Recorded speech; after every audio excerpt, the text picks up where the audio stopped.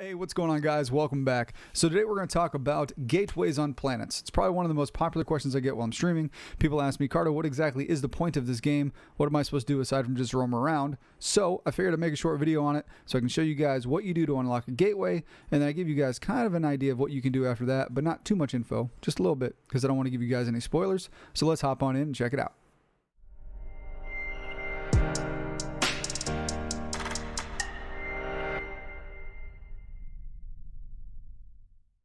Alright guys, so before we go any further, I do want a very slight warning. I'm not going to give away a whole bunch of details, but some people may consider some of the content of this video a spoiler. So if you don't want to get any spoilers and how to do essentially the main campaign of the game, if you will, or proceed through the main storyline, I'd recommend you stop here. Hop on in and figure out yourself.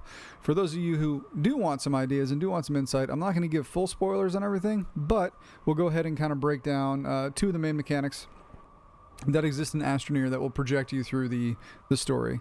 So first things first, there's two things on a planet. You have gateway chambers, which are found on the surface. Then you have gateway engines, and that is the single one found inside the core of every planet. Now, the bigger the planet is, the more gateway chambers are on the surface.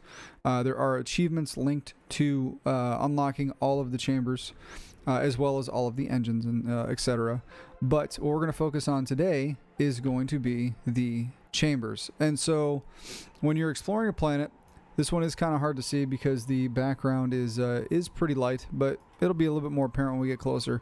There's actually a light beam here, and it may have been a little bit more visible earlier in the video, and the clouds have come in and the color of the sky has shifted a little bit. But when you see these beams of light, what you want to do is you want to kind of get to them, hop in your rover, or if you're close on foot, you can head that way too.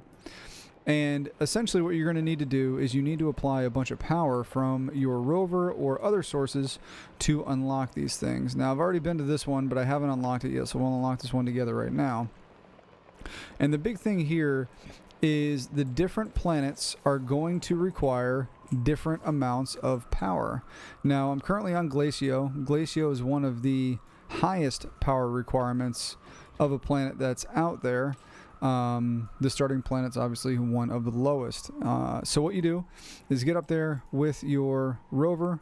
You're going to plug it in, and then you're going to get these bars, these pink bars, pink-purple bars that kind of fill up. As long as they make it to the top, and these segments start to drop, that means you're making progress and you're unlocking the chamber. Now, if we look over here, we can kind of see how much power this thing is taking. I mean, I've got a ton of batteries on this thing, and I'm hoping I'm going to be able to finish this because it's draining most of them very quickly. So there you go. So if you have enough power, you can unlock the chamber. Now, once the chamber is unlocked, you'll get this cool like hologram that fills in the sides. Obviously the music will change, and then you can interact with this center oddstone. The oddstone will give you a map of the planet, and will kind of show you the different chambers and then the engine that's in the middle, right?